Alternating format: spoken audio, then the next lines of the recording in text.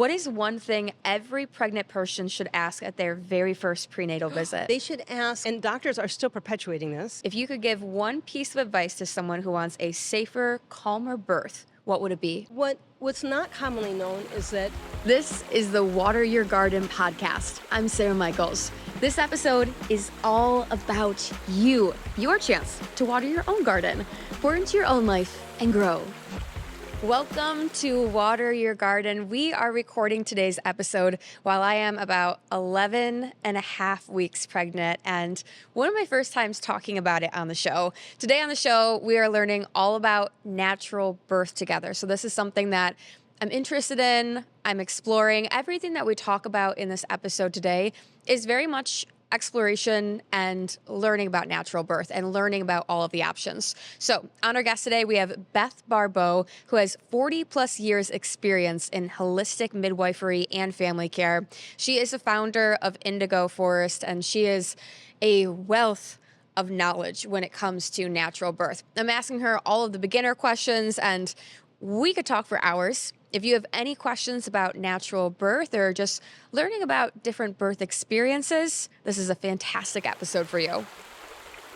Beth Barbeau, welcome to Water Your Garden. Well, thank you for having me, Sarah. I'm so glad to be here. I know, I'm very excited for today. I've been looking forward to this conversation. Talk to me about your specific journey and how you got into midwifery. I have a little bit of an unusual story. I might be one of the last generation of traditionally trained midwives because things have changed so much. But if we think about how people have had babies, it's been going on for a very long time. And the experienced women in the neighborhood would always be the ones that helped for the most part. So I'm in my 60s. In the late 70s, I was a teenager. I was all interested in natural health, and the people I was babysitting for were having natural births, and I saw it as all this big package. I was in love with babies, and I started going to births as a young teenager. I was the babysitter for big kids at the home births, and that parlayed into an old-fashioned apprenticeship where I worked for free. They taught me for free.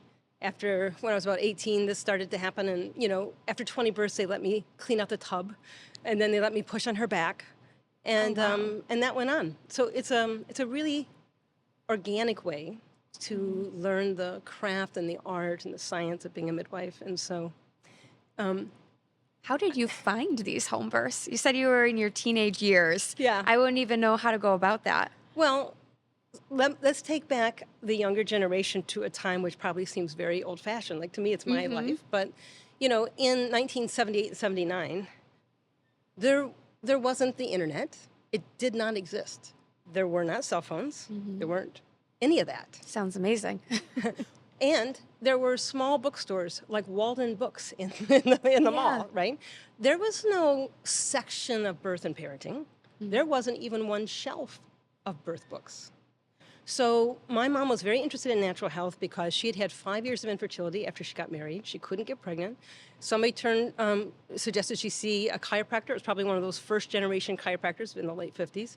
And his care turned everything around. She went on to have 3 kids, and I was her oldest. And she was passionate about natural health because of all that she had learned from him and how it had changed her life. So I kind of grew up with natural health when there wasn't health food stores, and we were the super weird ones. Before it was very trendy. Before it was cool. Yeah. Way before it was cool. Yeah. And frankly, what happened is that we went to a Natural Hygiene Society meeting. She worked for a chiropractor at that point. I was a teenager. And the Natural Hygiene Society meeting was the place, it was the Maha of 50 years ago. And they were having a presentation about birth. I'm like, I love babies. I want to be there. Yeah. And there were midwives in their 20s nursing their 6-month-old first babies, who, by the way, now have 4 kids of their own. That's how long ago it was. And they were midwives. And so this can seem unprofessional to the modern thinking, but some of those midwives had been to 20 births. And they were midwives because nobody else had been to that many. And these were parents who said, no, I really want a natural birth. I want my husband to be with me. Back in that day, sometimes the husbands still weren't being let in the room. We were still fighting about that. That's wild. So they were like, no, I want this. Okay, I'm going to figure it out. And there was a lot of taking responsibility, a lot of ownership, and people were sort of in it together. So I consider myself incredibly lucky, blessed, the whole thing, to have come of age with these really women who would be very unusual now, both the midwives and the parents. And I got to grow up with them, and they had me there. So I fell in love with these midwives. You would have thought I met the Pope. And they're like, you want to come to our childbirth class and sit in? Yeah. You're so cute. You know, I'm 62, and people are like, how old are you? And then I was 16, and I looked 12. You know, and they're like, oh, no, come on. And my dad drove me late at night from Lake Orion, Michigan to the inner city of Detroit, which was an hour and a half, which was a lot, again, back then, right? There was a lot of farmland in between those two places. And for 12, 16 weeks. And I got to sit on these 3-hour classes. They were teaching everything. The woman showing the slideshow at that original event, she turned out to be one of the first 2 birth photographers in the United States ever. There were no birth pictures. There were no movies that wasn't being shown on TV. So we went to see the slideshow. And Harriet did midwifery work, and she teamed up with Anne Fry, who went on to later write all the textbooks for home birth midwifery. And I got to learn with them in the beginning of their careers in 1981. That's fantastic. Thank you. So what exactly is a midwife? Like, I think I know, but all this is very new to me. I'm just starting to learn about it. What is a midwife? It's new to a lot of people, and I can add in, you know, my education didn't stop there, right? That was just the beginning. I ended up getting a pre-med degree, and that sounds important, but it has nothing to do with midwifery, really. And I decided not to go to medical school. I went back to midwifery, you know, and I've done all kinds of career things in education, and now I teach people, you know, and I'm certified and licensed and, you know, all that kind of stuff. So, so midwife, you know, you could get so many different answers depending on who you ask. There are, in general, midwife would mean with women.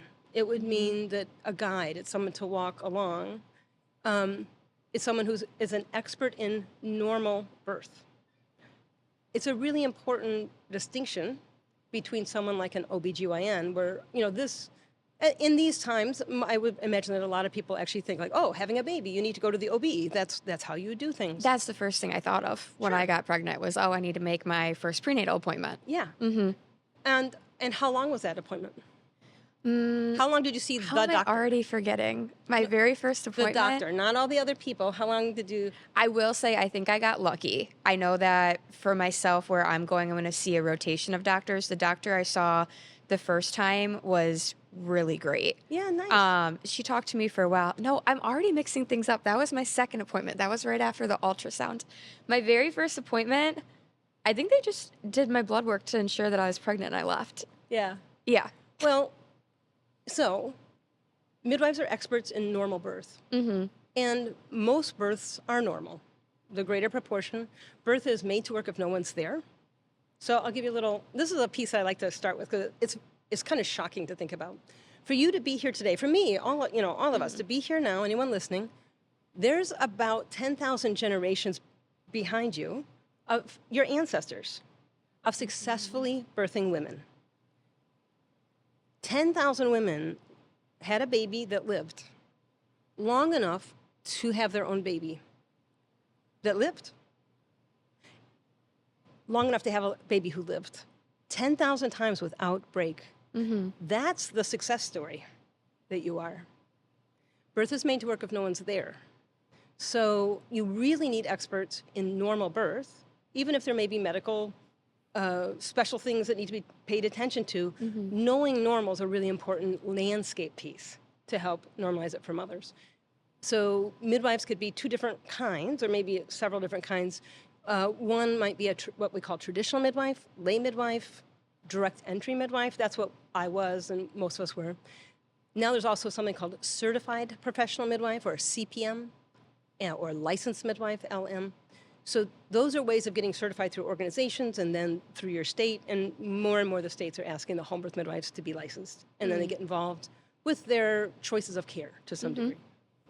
There's a certified nurse midwife, which a lot more people are familiar with, and that would be a CNM, and they're basically nurses who went to a master's program for midwifery. By licensing, I'm pretty sure they can work in home, but they tend to work only in medical facilities because their licensing also requires them to work, you know, like under the wing of an OB. And the OBs are restricted by their hospital privileges and their insurance, even if they would be inclined to support out-of-hospital deliveries. Their insurance and hospital relationships usually will not allow that. So it's changed the politics and the landscape. But in general, midwives are very trained in normal, how to recognize not normal, how to handle any emergencies that may come up, which, of course, rarely they do, but also to recognize them before you're in the high weeds. Yeah. And to handle things. So we can resuscitate babies, and we can help with bleeding, and we can do all that. So a midwife can do the complete birthing process, like in place of or with a traditional doctor in a hospital. Yeah. I would say that most of my 1,200 more clients that I was like full care for, like I was their primary care provider. I would say the majority of them saw no one else during their pregnancy, maybe got lab work.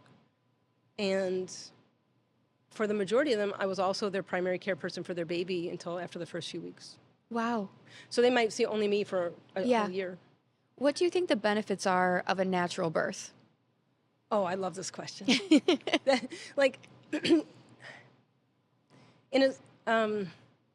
It's on my mind a lot because we've been working on my holistic childbirth ed class, and that's actually that would be a good webinar. We need to talk about why is natural birth great? So I would say one of the most important things is that women have the support and information that they need to do what's right for them. So in other words, it's not that natural birth, everybody should do it. It's not that I want everyone to have a home birth. I don't. It's that people, especially women, they need to have the information so they can make the decision that they can live with, that supports them, that gives them what they need. People come in with their own health histories, mental health histories, family dynamics, body stuff. The list is long. And options and finances, and there's so many different nuances, right, that can change. For a lot of women, they have a hospital birth with their first one because they're like, well, we'll make sure it goes well. This is a common conversation. Yeah, and then we'll see. That's how I would think about it, to be honest. Sure. Yeah. It's a really common place to think. What's not commonly known is that hospital protocols have a tendency to layer on increasing interventions. And by doing that, a lot of women have experiences that they're not as satisfied with as they wanted to be. And that drives them to a home birth for their second time. To feel as though they have a bit more autonomy or control over their birth? Well, they don't want to be bullied about what they do. They would like to have truly informed consent, which is required by law and ethics and the whole, morality, the whole bit. But in maternity, curiously, is often missing. It's often missing because they tend to play an alarming card. Well, we would always induce at 39 weeks. Pregnancy is around 40 weeks long, give or take 2 to 3 weeks on either side of the due date. That's a normal window. That was in medical books until now it's been a while, maybe 15 or 20 years, but at least a generation. But for the first half of my career, everybody knew that. And so if they say, we want to induce, it'll be better. Mom's like, well, is there anything wrong? Well, no, but we get better outcomes, less babies die. And everyone's like, yeah, then right away I'm like, okay, yes, let's induce. Okay, yeah. Yeah. Which is fine. Induction may be appropriate. However, informed consent includes, there are risks to inductions. There's risks to staying pregnant. Which ones are you the most comfortable with? Here's the risk of induction. People are 30 to 50% more likely. I may have my numbers off. So we'll just say that they're far more likely to have a C-section. Yeah. And that is a hot conversation where you can find studies that show both ways. So there'll be arguments. They're more likely to have bigger tears. They're more likely to have instrument deliveries. They're more likely to have a baby in the NICU.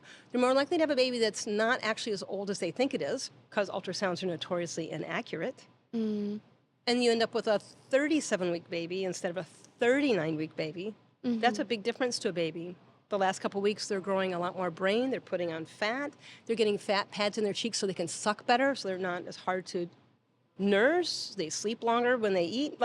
There's this whole cascade. So if people can just know the full informed consent, you're supposed to know, here's the advantages, here's the disadvantages, here's the risks, here's the benefits, here's what we think you'll get out of it. What questions do you have? And then give you space and time and let us know what you want to do with no pressure. That's uncommon in American healthcare at this time.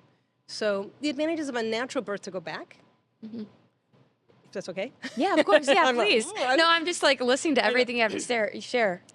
I've been teaching for so long that I have a lot to say about these things, right? But it's sometimes I get everything connected. Like, wow, that leads to this other No, thing. it reminds me, honestly, we shared that my mother-in-law taught birthing classes, and I was talking with her the other day, and when you spend your whole life on something, you get passionate about it, and there's so much that you want to share, so I completely get it. You ask one little question, and you don't know, but it hits an entire Yeah, totally. an entire CD of stuff, and it comes out. The advantage of natural birth, if people are comfortable with it and feel supported for it, is that it tends to be shorter than medicated births. You tend to have a baby who is less medicated.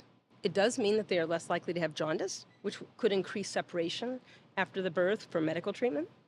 It means that they're likely to be more alert and ready to go. There's an entire reflex developmental sequence that happens at birth. That there's a series of actions that the baby goes through that accumulate in something called the breast crawl. So like they get their breathing under control, this and that, and then they literally crawl to the breast if they're on your belly and you're laying down, like mammals, right? They do their thing.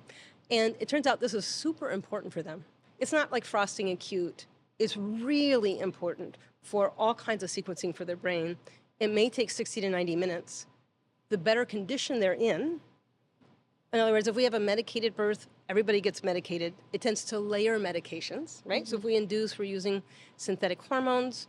Sometimes those contractions are stronger. It's a harder, it's a higher resting tone of the uterus, right? So the baby experiences more intensity because it doesn't relax in between contractions. So sometimes their heartbeat gets a little wonky, which might lead to a surgical birth, for safety.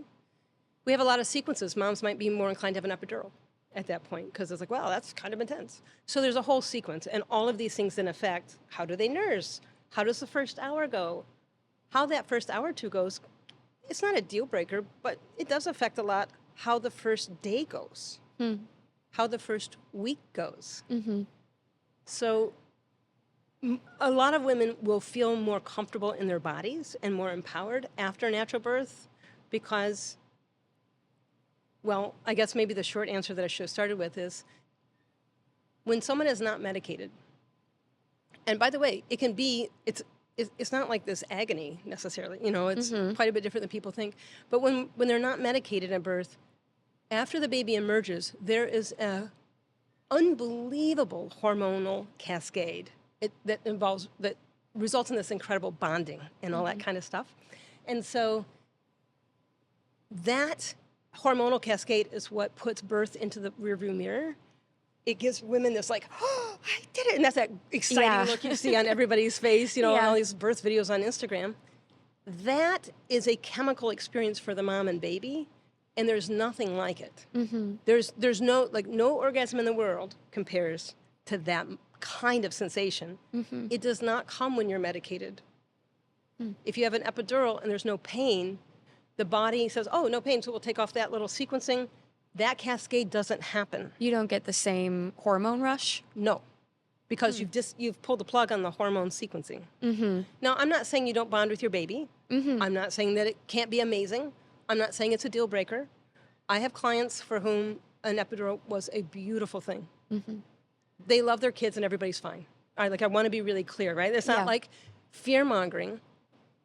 Also, though, epidurals can be amazing if somebody's been in pain for several days, if there's an unusual thing, if they have some mental history, if they have some trauma. I've also heard that it helps a lot with some women to be able to relax, to have the baby. I actually have someone I know who I was told that they were having trouble dilating enough, and the epidural is what enabled them to relax enough. Yeah, that can be a great moment for it. However, to expose 80%, and I picked that number from AIR. It's really hard to find it written down anywhere, oddly. Yeah. So that's my idea. It's probably high. Let's say 50. To have 50% of the women having babies have epidurals, mostly because they're uneducated and unsupported and uninformed and scared and not being allowed to eat in the hospital. Maybe we don't have to have that many. Maybe we can save it for that person who needs help. And what if that person, I don't know if she did or not, but what if that person had incredible prenatal support? Someone comes to me for a home birth. A lot of them are saying things like that. I don't know if I can relax. I have to run 3 hours a day in order to keep my cool. Like I'm an a freak person. I dance all the time. Yeah. Like, well, we have to work with you. Let's like, what kind of birth do you want? Yeah, if your pelvic floor is made of iron because you're an amazing athlete, birth is about softening and letting go. So we might do 9 months of work and find all kinds of resources for them to do on their own and to work with. So they're ready to soften up. I have heard that. Actually, once again, my mother-in-law was telling me recently. I'm loving your mother-in-law. Yeah. She was saying that for her, a lot of it has to do with breathing techniques. And so transparently, something I've been thinking about, and I'm still very much like just getting ready for my second trimester, but I am so interested in a natural birth. Okay. And I'm thinking about it. So selfishly, I'm learning right now. But then I also hear, like, you don't get any awards for having more pain. Like, you don't get anything for not doing the epidural. And I shared with you off camera, I have been pretty sick the last couple of weeks. The longer I've been sick, the more I'm like, why would I not get an epidural? Why would I choose to have more pain? So I'm learning about all these things. And my mother-in-law was telling me that a really big part of it, epidural or not, is breathing techniques and learning about that. Do you have any thoughts on that? I do. Okay. Like she was saying, getting yourself to relax and being able to go through the process. I think she was saying naturally or not. Maybe I completely misunderstood. For her, a lot of it's breathing. Yeah.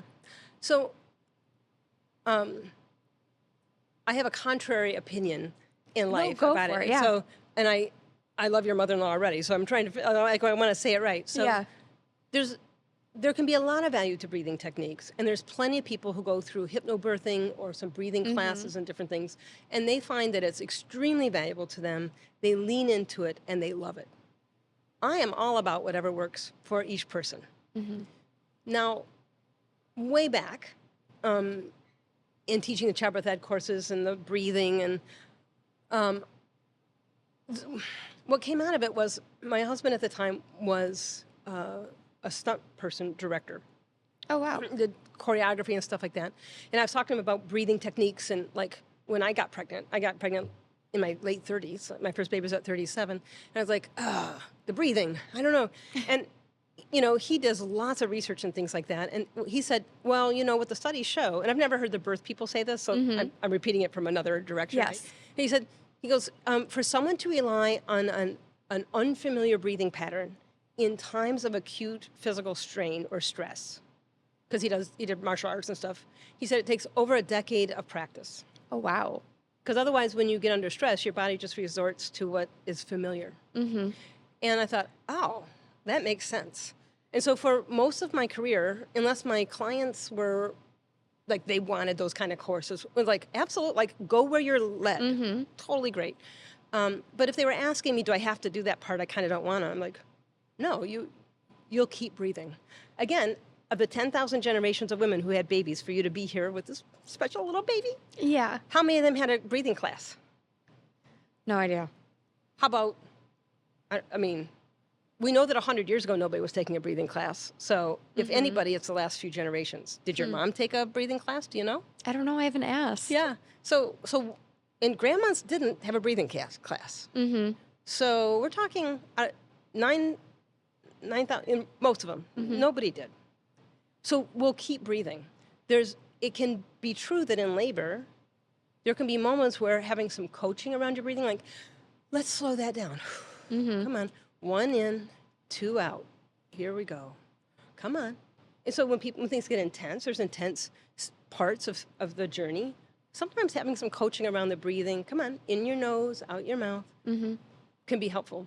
I have a tendency to teach people ahead of time things like, one of the things you want to remember is to have a loose jaw, is to keep your throat soft. It turns out that there's a relationship to our throat and below, our vagina, our nether regions. And if we can keep the sounds low, so for instance, you feel the open. Yeah. As opposed to, I'm scared. And you can feel the tension. So to have a natural birth that works is true. Being more relaxed really usually helps us experience less pain. So to that end, using water for pain relief is like it's considered nature's epidural, moving around. Let me ask you a question. Have you ever had a time when in your past, maybe you didn't feel well, you had cramps or, like with your period or something, and you're like, I don't want to be at work. I don't want to be at school. I just want to go home. Yeah, absolutely. And you all go, the time lately. yeah, right. And you go home, and it's not that you magically are all better, but it's just better to be there. Yeah, absolutely. Your body can relax. You can lay down for a moment. So that's the same thing with birth. Birth is just another body function. So being in a place that's familiar, that you feel safe. Now, if someone feels safe in a medical facility, they're not going to have their baby till they get there, no matter how much they paid for or planned for home birth. Sometimes that happens.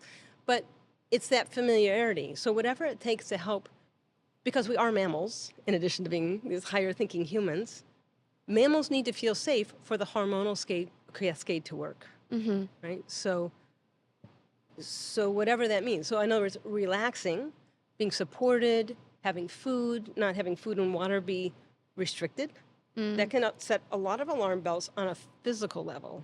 So there's a lot of nuances that help people, if you can treat birth like a normal biological event, it works if no one's there, usually. What do we have to do to help a new mom feel comfortable, informed? It's normal to be super scared in the beginning, because the first time moms are all thinking, how does it get out? How does it get out? I don't want to think about how it gets out. Yeah, absolutely. It's like, that's the thought. Now, on your second baby, that's when people are thinking, how can I love it as much as my first? Like, it's a whole other, women will know, they're listening. But that first one, the good news is that you're already a bigger expert than you were 12 weeks ago, right? You got a whole bag of tricks that sometimes help if you're nauseous, getting some pacing with your energy, getting used to the idea. Yeah. You have a lot more in your toolbox. When you keep gathering information, interviewing people, finding the right book, then your toolbox is going to expand. You'll know more about what you want, and it won't be so far out there. So I encourage you to lean into your mother-in-law who's been teaching stuff forever. Childbirth education teachers are usually really awesome, especially if they care about natural birth, right? If they're those kind of teachers. What are ways that you work with women to prepare for a natural birth? Well, when I'm being their midwife, they're a little bit self-selective, right? Because they're not coming to a home birth expecting an epidural. Right? They might think, well, I can always opt in. I'm like, you could always opt in. Sometimes we do. What do I do? That's such a great question. What I do is I get them familiar with their bodies. When I'm doing palpation to feel the baby and listen to the heartbeat and things like that, I teach them about what's happening with their baby. I teach mom and dad how to palpate and tell what's going on. It's your body, not mine. I always ask permission before I touch your baby. I teach my clients about how we do know there's the pre and perinatal psychology fields are really advanced at this time. We know that babies are having experiences. They know they're having experiences. They're laying down memory.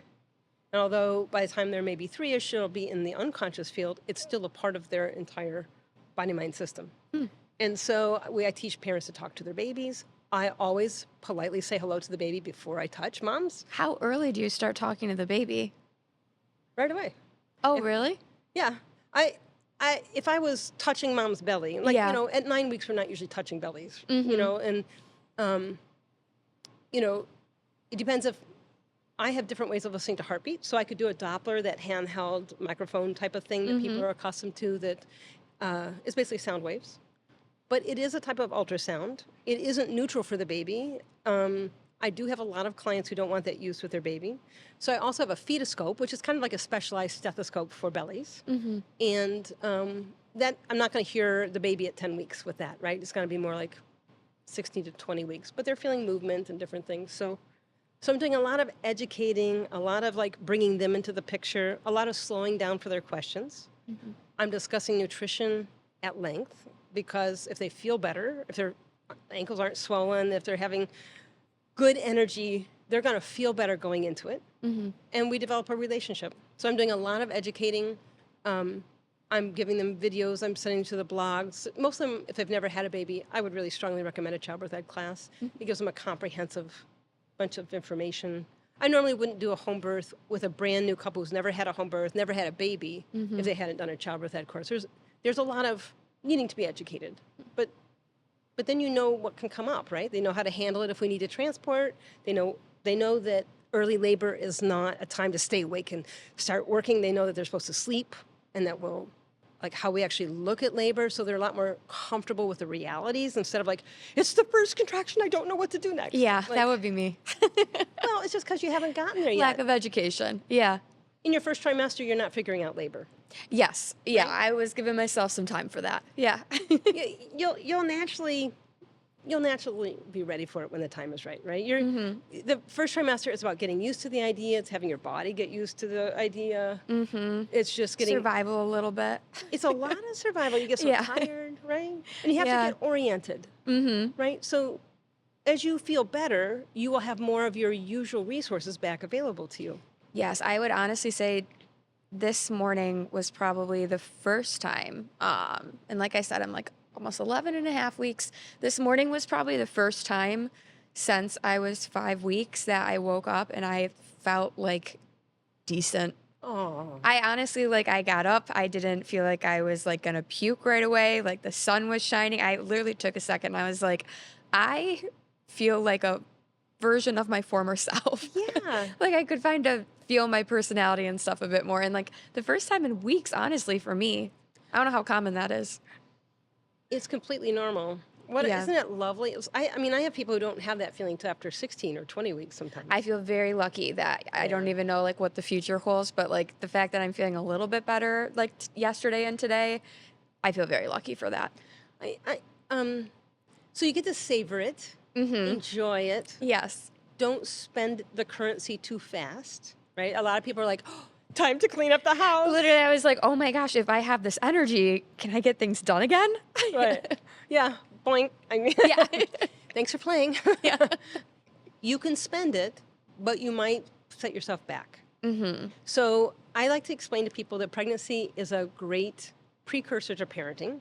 It gets you used to a lot of the realities of parenting. And one of them is, this is a Bethism. I made this up. I can let you know if it's from research or experience. Yeah. This is a Bethism I plucked it from here. But I think that we go through our lives on sort of a spiral track, right? And so we tend to revisit similar stages, similar seasons, but at a different stage of our evolution. So you're going to feel great today, thank goodness. Woo! Now, you might keep feeling great a lot, or tomorrow could be right? Especially if you're like, oh, I better get the dust bunnies that have been driving me crazy. You know, Yes. like then you're in trouble. Because you have to keep in mind that when we're not pregnant and before we have kids, we can spend our energy. And then we come home from a hard week and we really put it out there and we like get some carry out and we put our feet up and we wake up the next morning and we're there. But now you're catching on that you have to, there's a lot bigger runway. You can spend your energy a lot faster, and it takes a lot slower. It's a lot slower to restore your tank. Welcome to parenting. Thanks. Yeah. So in other words, it's a way to be like moderation. Yes. Right? To just be like, can I be moderate? What's the one thing that's driving me the most crazy that will calm me down? I might still need a nap, even though it's not like life or death. But if you can stay ahead and you're looking to maximize your margins. Does that make sense? Yeah. I mean, transparently, I can't keep up with my workload and everything the way that I was beforehand. So I guess I'm just looking to see how much I can get done. Maybe that's not the right way of thinking. That's honestly where I'm at. Well, as you can think more, you're going to get more strategic. If you can do these amazing kinds of interviews and all this incredible work that you do, you have a lot of organizational skills. And you probably have a lot of planning. You know, that kind of personality a lot of times going to relax the more you have all your pieces in place, right? Yeah. Yeah. I have 5 rapid-fire prenatal birth questions. Number 1, what is one thing every pregnant person should ask at their very first prenatal visit? What a great question. They should ask if they want a natural birth, we're kind of going from that orientation, right? They should say, what is your relationship to natural birth? How many of your clients or patients have unmedicated births? How would you describe a natural birth? What does that mean to you? Some people think it means the baby comes out through the vagina. Some think it means that they have no medication. It could be lots of different things. And I would pick one of the hot ones, too, to ask. I know this is more than one, which is, what do you do if I go overdue? How about this one, a more general one? If you make your recommendations and give me informed consent, and I would like to maybe postpone or not do what you suggest, I don't think it's the right match for me, how does that go in our relationship? Mm-hmm. I think that the great answer, you didn't ask that part, I think the great answer would be, you get to do whatever you want. That is what ACOG, the American, whatever it is, the College of OBGYNs, that's what everybody says. Like, it's supposed to be whatever you want. You want them to be like, oh, if you don't do that, I'm not your person. You'll learn a lot. Oh, those are good. What is the most surprising thing that you have learned from decades of midwifery? I haven't been asked that. No? Good. I love to be the first to ask. That you can never underestimate what a mother and baby can do. And you should always give the room and support for them to figure out their birth journey. That's beautiful. The stories. Oh, I believe it. From all of those decades of work. If you could change one myth about birth forever, what would it be? You should have let me research that one. It's supposed to be rapid fire. I know you want me to say it fast. I've seen how that goes. No, you're good. Take your time answering it. If I could change one myth forever? Mm-hmm. Oh, man, what a responsibility to women. Is there something that you hear frequently that bothers you? Yeah, that salt is not good for you when you're pregnant. Oh, I'm glad that's a myth because I've been eating a lot of salt. It would be very hard to only give one, right? There's so many things I'd like to change. But there's a lot of misunderstanding around salt. There's an idea that's, and doctors are still perpetuating this, even at some of the very big college hospitals, that somehow eating salt is connected to high blood pressure. The reality is, we'll keep it short, but the reality is that pregnant women need high quality salt, not Morton's, not sodium chloride. They need like Redmond's real salt or Celtic salt, not really the pink salts, Himalayan from the big stores. And they need lots of it in order to expand their blood volume normally, protect the baby, keep their swelling down, be smart, not get preeclampsia. It's actually one of the most important things they can do is to have lots of salt. They cannot have too much. It's a very rare person who can't have it. You're talking to the right gal. Totally inaccurate information from the highest parts of the mountain. Wait, do you know Malden sea salt flakes? No, but it sounds great. No, I just had them for the first time. My sister-in-law actually had them and was sprinkling them on some bread, and I was like, this is the best thing that I have tasted in forever. She gave me some in a bag, and I've been sprinkling it on my breakfast every morning. I'm obsessed with salt. And I thought like high-quality salt was good for you. Yeah. So I'm going to hand something back to you as a young mom, and you're in this early stage, and that is, look how smart you are to listen to your own intuition. Thank you. It's easy to think you don't know, and you're scared, and should we check the internet? And who do you trust on the internet? But you listen to your body. Your body is very wise. If your baby later in pregnancy doesn't like the position you're in, you don't have to, you can sleep on your back. You can sleep however you want. If your baby doesn't like it, they'll kick you. And then you'll be like, oh, I gotta move. Yeah. 10,000 generations. How many of them had the internet tell them they couldn't have salt? Not many. Yeah. Just most recent. Okay. If you could give one piece of advice to someone who wants a safer, calmer birth, what would it be? If somebody wants a safer home birth? What did you say? Safer, calmer birth. Calmer birth. If somebody wants a safer, calmer birth, what would be a great piece of advice? Well, I would say, only one? You're so tough, Sarah. I know.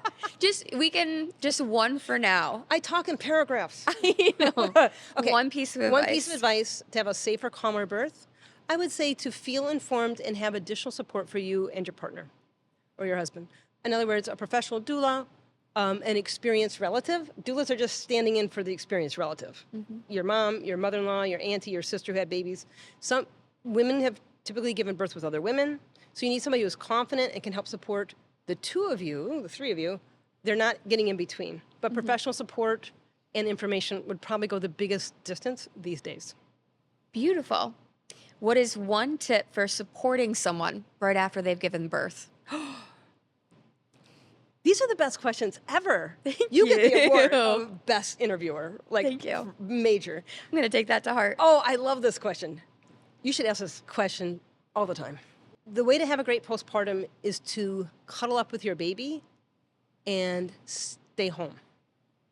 Skin to skin, your baby comes out expecting a 4th trimester, a womb with a view, haha, right here. They come out far more immature than any other mammal. It takes about 6 to 8 weeks for them to even catch up. Mm-hmm. And everything is normalizing. They are relying on physical contact with their parent to regulate all their vital signs, their temperature, their heartbeat, their blood pressure, their temperature. It's exquisite. Babies who are kept warm and cozy on their mamas, all cuddled up together in bed, her pelvic floor repairs, her milk comes in great, the baby calms and sleeps a lot.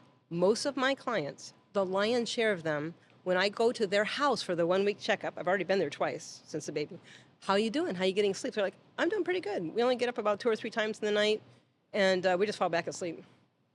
Oh, they're amazing. not feeling awful. They're not like those stereotypes on the internet.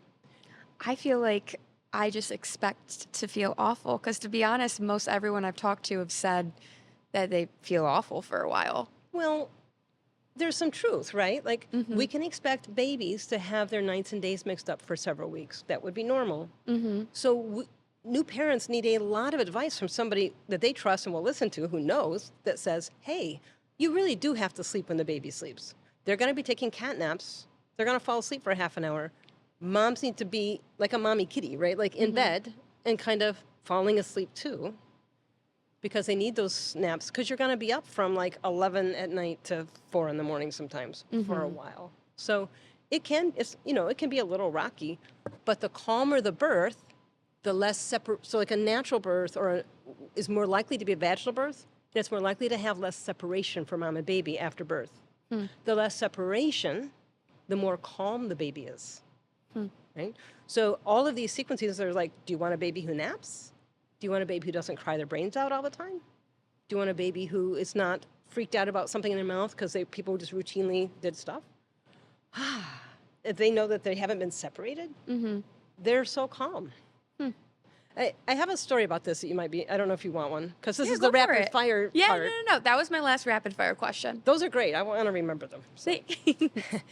So, there was a mom having a home birth. It might have been like her second baby.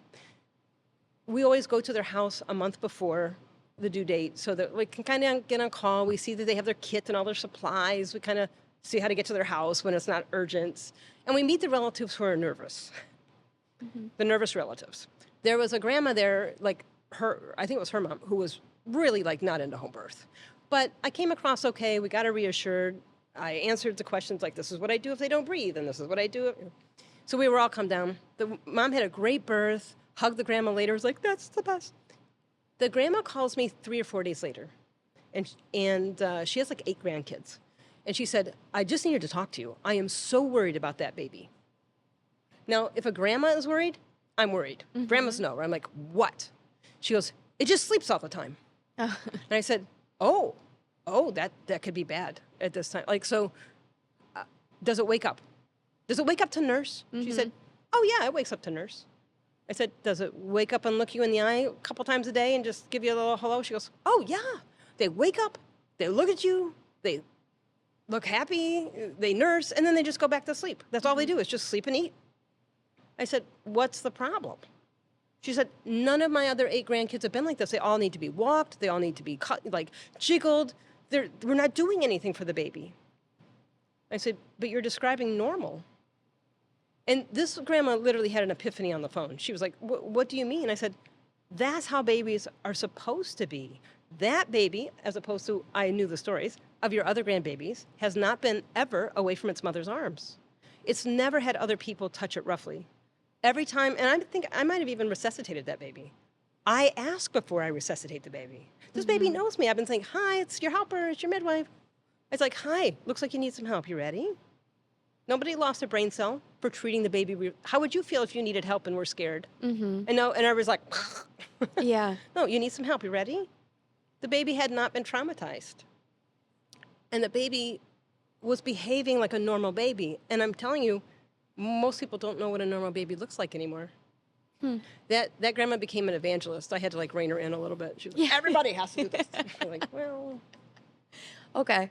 What is coming up for Indigo Forest? How can people work with you, and what do you have on the horizons? Oh, thanks for asking. So Indigo Forest is the name of my business, and it's a website, and it's all kinds of great stuff. There's lots of blogs and resources and a weekly newsletter. So if they go to indigoforest.com, I'm sure we'll have a link here for people.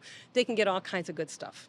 I also have a free download for all of your listeners that talks about the pros and cons of all the different birth locations. Oh, wow. And a way of people like looking at it, they can look at it together as a couple or talk to their doula or their provider about things like, oh, this is more important to me than I realized. What do we do about this part? And so it's a conversation starter for everything from, parents to professionals, to doulas or midwives. People can use it. But the fun thing that's coming out is that kind of my life's work is about to be released. And I have this holistic childbirth class and sort of midwife support community. Oh, so cool. I have to say, almost all of my clients really badgered me for years. Like, my sister-in-law needs this conversation. My friend is so scared. And they saw how transformed they were by a relationship that gave them a lot of information and a lot of room to navigate and all these things. And so they were becoming, as they should, right, the hub for their friends. Like, they would come to them because, like, your midwife told you, right? Like, oh, what do we do about this? So I've been looking for ways to offer that midwife conversation and that midwife support for people having any kind of birth, right? They might have a OB, but they want some TLC, or they might have a home birth midwife who doesn't know about herbs or different things. So I have this pretty extensive, amazing program that will be working with me directly in addition to extremely extensive information, so they can everything from the right nutrition in the beginning to how to handle the conversation about circumcision to how to handle postpartum if you're having sore nipples to the breastfeeding, everything. Okay. What happens if you have a C-section? You don't want to be abandoned by your natural birth people, right? Okay, how do we help you there? There's things you can do. So anyway, that course will be coming out at the beginning of January because my brilliant assistant is also suffering from morning sickness. Oh, okay. And so we have been working together, and it looks like the beginning of the year is going to be our time. Okay, perfect. And how can people sign up for that and be in the know? Yeah, so I can include a link for you as well, or they can easily find it on the website under the courses. It'll say Navigating Birth, and it's a sign-up list that says, we'll let you know special, when it gets close, and we'll give you a special deal if you like it, and, we'll be talking to those people. So the website will be a hub of good information, and we'll give you especially that free link for the free download too. Beautiful. Thanks for asking. Okay, of course. Last question. I always ask this. So the name of the show is Water Your Garden. The precipice is that every episode is a chance to pour into yourself. You do a lot of pouring into other people. What do you do to pour into Beth, to take a moment for yourself, to feel like your best self? Yeah. I make sure I get out in sunrise as often as I can to get the benefits of sunlight in my eyes and in my mitochondria and in my soul. I try to do an early morning walk where it's just sort of my church and my chance to commune. And I'm really quite passionate about high quality food and nutrients and the stuff. I mean, I really walk my talk. That's where I've. I always thought that would be a really important part. That's why I didn't become a doctor, was because it wasn't going to let me be healthy for 10 years. I was going to have to sacrifice my own. I couldn't walk my talk for my patients or my With clients. the schooling and whatnot? Yeah, what they required, especially then, residents would be on for 2 or 3 days in a row. Like, you weren't going to get high quality care from someone who hasn't slept for 2 days. And, they basically you live on coffee. I said, well, I'm willing to work my butt off, but I don't want to show up as a haggard person for 10 years. I need to model for people. I need to model. How can I help you have the birth that works for you? I don't know what your birth is, but maybe if I give you enough information and love and support, I can help others. So I try to do it for myself as much as I can, but right now, a lot of it is light. That's like my most recent passion. I'm always talking about that online. Beautiful. I always end the show with this question, but I feel like I didn't ask this question. I'd be remiss if I didn't, especially for personal reasons.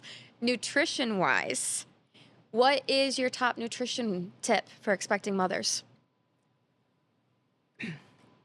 It's hard for me to keep that short, but I will. In other words, I don't think that I'm going to say enough. But the three most important things would be for a woman to be healthy in her pregnancy and her baby to be well nourished, for her to not have preeclampsia, which almost everybody seems to be getting now, like a high blood pressure at the end of pregnancy in particular. Their blood volume has to normally expand by 20 weeks. Your blood volume has to go from around 8 to around 12 pints of blood. 3 things are critical for that to happen: enough water, enough protein, and enough salt. Most women are not getting enough of any of it. So Water's been a little bit of a struggle well, as I reach for it. It's your first trimester. Yeah, right? I'm working on it. It's going to get better. You'll be okay. But we're talking about half their body weight in ounces of water a day. In general, for most people, clean water, not tap water. We'll talk about that. So we'd get into all the details, right? Lavish amounts of salt, like really salting, like salting their food to taste lavishly, and usually adding another teaspoon or 2, whether it's in water or in their tongue. Perfect for me. Good. Love that. That's really important because also our adrenal glands need this high quality salt to function. Most of us were raised on Morton's, and it's a highly stressful time of the world. So people's adrenals are really burdened. Mm-hmm. They don't know the difference between the lion chasing us and the ding on the phone. So you can see why it's always on. And then the other thing would be protein. Advice has varied over the years, but it really does seem like women need about a gram of protein for every pound of ideal body weight. Mm-hmm. So if that's 120, 140, they need 140 grams of protein a day. It's okay that in your first trimester nobody gets it because they're just trying to get by. Yeah. But it takes some concentration. It's important to do. And I'm learning more about I never used to guide people about the amount of carbs, but the truth is we're all doing too many. And that's part of the blood sugar thing. So that's a whole nother conversation. But salt, protein, and water. Beautiful. And rest. Oh, yeah. And rest. Yeah. You wouldn't believe how many people start to cry when I suggest they take a nap. Oh. Like they cry. They're like, I think I needed to hear that because I'm just so tired. No, I believe it. Yeah. Beth, we could talk forever. Thank you so much for coming out here and giving us so much of your time. We appreciate it. Oh, thank you for having me. Have me back at the end, and we can do all kinds of fun stuff. It'll be a whole different conversation. Or with your baby, when you have your baby. Yes. Oh, my gosh. You talk for hours and hours. I can't wait. Anyway, best wishes in your journey and your whole adventure. Thank you. I'm sure it's going to be amazing. Thank you so much to Beth for driving out here and being on the show. We talked for about another hour when the cameras went off. She was on the carpet in front of me right here. She was showing Connor and I different birthing positions. She knows so much, and we really appreciate her expertise. If you learned something from this episode, something that you didn't know before, please feel free to share it with someone that you think may find it interesting as well. As always, thank you so much for watering your garden with me.